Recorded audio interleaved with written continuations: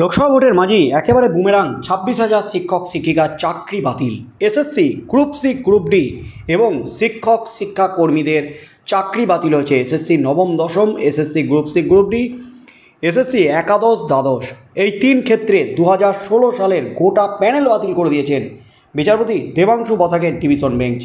যে মামলা চলছিল বিচারপতি অভিজিৎ গঙ্গোপাধ্যায়ের নির্দেশের মামলা, যে মামলাটি সুপ্রিম কোর্ট থেকে ফিরে এসে কলকাতা হাইকোর্টের বিশেষ বেঞ্চে চলছিল।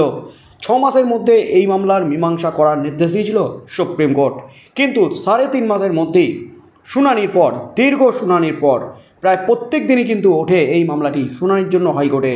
তড়িঘড়ি 3.5 মাসের মধ্যে শুনানি করে একেবারে বিস্ফোরক রায় দিয়েছেন বিচারপতি দেবাংশু বসাকের ডিভিশন বেঞ্চ। সেই রায় কিন্তু চাকরি বাতিল হয়েছে 26,000 শিক্ষক শিক্ষিকা শিক্ষাকর্মী। এই চাকরি বাতিলে কিন্তু রীতিমতো মাথায় হাত পড়ে গেছে, হাহাকার শুরু হয়েছে বাতিল হওয়া শিক্ষক শিক্ষিকাদের মধ্যে। তারা কি করবে ভেবে উঠতে পারছেন না।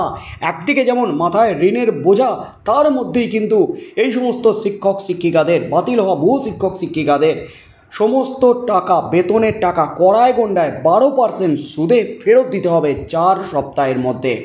6 সপ্তাহের মধ্যে রিপোর্ট তলব করেছে কলকাতা হাইকোর্টের বিচারপতি দেবাংশু বসাকের ডিভিশন বেঞ্চ। তার মধ্যেই এই মামলার বিরোধিতা করে, এই চাকরি বাতিলের নির্দেশের বিরোধিতা করে সুপ্রিম কোর্টে গেছে রাজ্য সরকার। সুপ্রিম কোর্টেও কিন্তু প্রাথমিক শুনানিতে বিশেষ কিছু সুবিধা পায়নি রাজ্য। 26,000 শিক্ষক শিক্ষিকার চাকরি বাতিল বহাল আছে।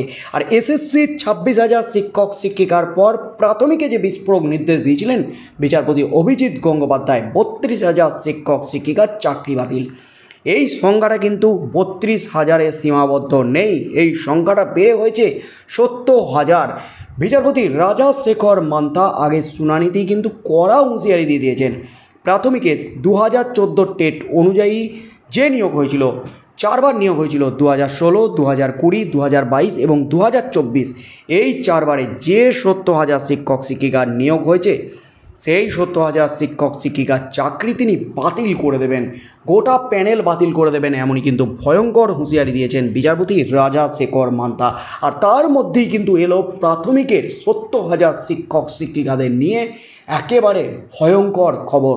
এই মুহূর্তে সবচেয়ে বড় খবর, কিছুতেই আলাদা করা যাচ্ছে না যোগ্য অযোগ্যদের।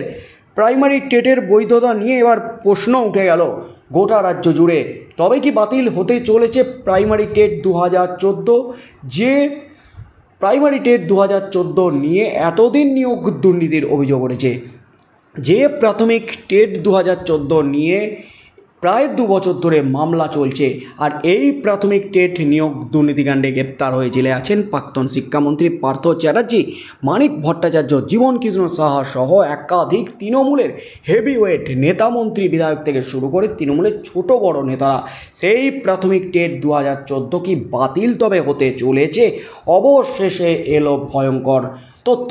এই মুহূর্তের সবচেয়ে বড় খবর, 1 বা 2 নয়, উঠেছে 17 দফা অনিয়মের অভিযোগ। বারংবার এসএসসির কাছে যোগ্য অযোগ্য প্রার্থীদের তালিকা চেয়েও মেলেনি।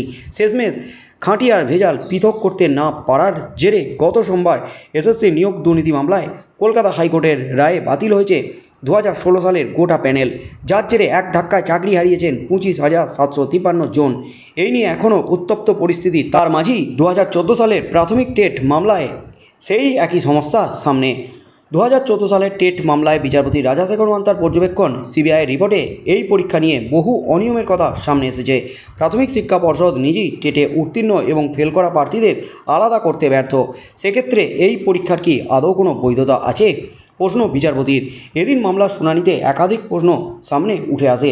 পর্ষদ কি আগে কখনো আদালতে পাস এবং ফেল করা প্রার্থীদের পৃথক তালিকা জমা দিয়েছে? প্রশ্ন বিচারপতির।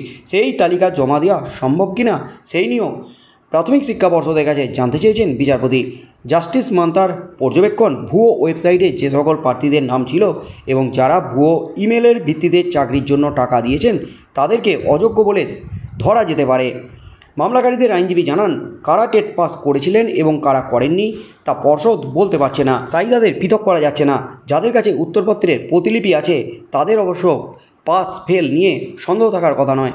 প্রসঙ্গত 2014 সালে টেটের ভিত্তিতে প্রার্থীরা 2016, 2020, 2022 সালে শিক্ষক নিয়োগ পরীক্ষায় অংশগ্রহণ করেছিলেন।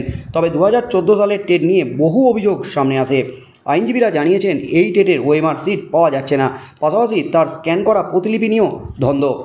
এদিন এ নিয়ে বিচারপতি প্রাথমিক শিক্ষা পর্ষদ ও ওএমআর সিট স্ক্যান করার দায়িত্বে থাকা সংস্থা এস বসুরায় অ্যান্ড কোম্পানির ভূমিকা নিয়ে প্রশ্ন তোলেন।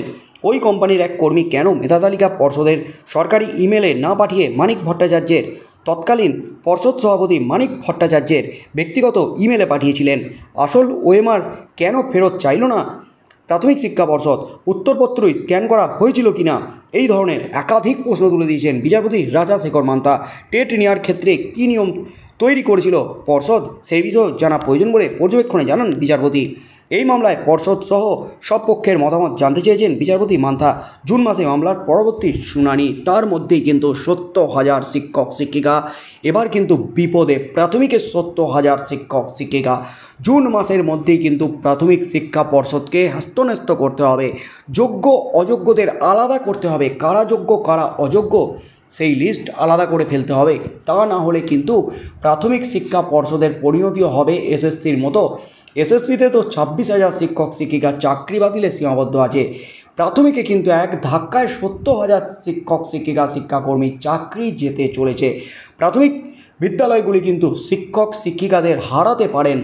বিদ্যালয় খোলার পর্যন্ত শিক্ষক বা লোক কেউ থাকবে না, এমনই কিন্তু আশঙ্কা গোটা রাজ্য জুড়ে। কারণ এসএসসি শিক্ষক শিক্ষিকা শিক্ষাকর্মীদের চাকরি বাতিল হওয়ায় এক একটা স্কুলে 35 থেকে 40 জনের পর্যন্ত চাকরি বাতিল হয়েছে। গ্রুপ সি গ্রুপ ডি কর্মীদের চাকরি বাতিল হওয়ায় বিদ্যালয়ের কে চাবি খুলবে সেই প্রশ্নগুলি কিন্তু উঠে গেছে। যেহেতু এখন গরমের ছুটি চলছে স্কুলে, তার মধ্যেই কিন্তু লোকসভা ভোট, অনেক বাতিল হওয়া শিক্ষক শিক্ষিকাদের লোকসভা ভোটে ডিউটি পড়েছে। তা নিয়েও কিন্তু রাজ্য রাজনীতি একেবারে উত্তাল। সেই সমস্ত শিক্ষক শিক্ষিকারা কী করবেন, তারা কি ভোটের ডিউটিতে যাবেন, এই প্রশ্নগুলি উঠে গেছে। আগামীকাল তার মধ্যে উঠতে চলেছে সুপ্রিম কোর্টে এসএসসির চাকরি বাতিল মামলা। আর এই মামলার আগেই কিন্তু প্রাথমিক শিক্ষক শিক্ষিকাদের 2014 অনুযায়ী যে নিয়োগ হয়েছিল 2016, 2020, 2022, 2024 70,000 শিক্ষক শিক্ষিকার নিয়োগ হয়েছিল, সেই নিয়োগ কিন্তু বাতিল করার হুঁশিয়ারি দিয়ে দিয়েছেন। এবং এই নিয়োগ বাতিলের হুঁশিয়ারি দেওয়ার পাশাপাশি এই নিয়োগ টিকিয়ে রাখার জন্য, এই প্যানেল টিকিয়ে রাখার জন্য একাধিক তথ্য চেয়েছেন বিচারপতি রাজাশেখর মান্তা। তার মধ্যেই যে খবর উঠে আসছে, আলাদা করা যাচ্ছে না যোগ্য অযোগ্যদের। কারণ প্রাথমিক শিক্ষা পর্ষদের কাছে আসল ওএমআর সিট নেই এবং ডিজিটাল ওএমআর সিট নিয়েও কিন্তু একটা দ্বন্দ্ব তৈরি হয়েছে। আসল ওএমআর সিট না থাকলে কিভাবে যোগ্য এবং অযোগ্যদের আলাদা করা যাবে, সেই প্রশ্নগুলি উঠে গেছে। অর্থাৎ সব মিলিয়ে কিন্তু ফ্যাসাদে আবারও রাজ্য, ফ্যাসাদে আবারও প্রাথমিক শিক্ষা পর্ষদ। মানিক ভট্টাচার্য যে হারে দুর্নীতি করে গেছেন, তাতে কিন্তু ফের প্রাথমিক শিক্ষক নিয়োগ দুর্নীতি মামলায় 2014 টেট অনুযায়ী নিয়োগপ্রাপ্ত 70,000 শিক্ষক শিক্ষিকা চাকরি বাতিল হলে ফের কিন্তু মুখ পুড়তে চলেছে রাজ্যের, এমনই মনে করছেন ওয়াকিবহল মহলের একাংশ। তবে জুন মাসে ফের এই মামলাটি উঠলে কী নির্দেশ আসে বিচারপতি রাজাশেখর মান্তার কাছে, কী রিপোর্ট জমা দেয় প্রাথমিক শিক্ষা পর্ষদ? যোগ্য অযোগ্যদের বাছাই করে তাদের তালিকা কি জমা দিতে পারবে প্রাথমিক শিক্ষা পর্ষদ? শেষমেশ কী হতে চলেছে? 70,000 শিক্ষক শিক্ষিকার ভবিষ্যৎ কী? তাদের চাকরি কি এসএসসির মতনই বাতিল হয়ে যাবে? কি হতে চলেছে আগামী শুনানিতে? প্রাথমিক শিক্ষা পর্ষদই বা এই 1-1.5 মাসের মধ্যে কী পদক্ষেপ নিচ্ছে যোগ্য এবং অযোগ্যদের বাছাইয়ের ক্ষেত্রে? কি হতে চলেছে আগামী দিনে রাজ্য রাজনীতিতে, সেদিকে চোখ থাকবে গোটা রাজ্যের।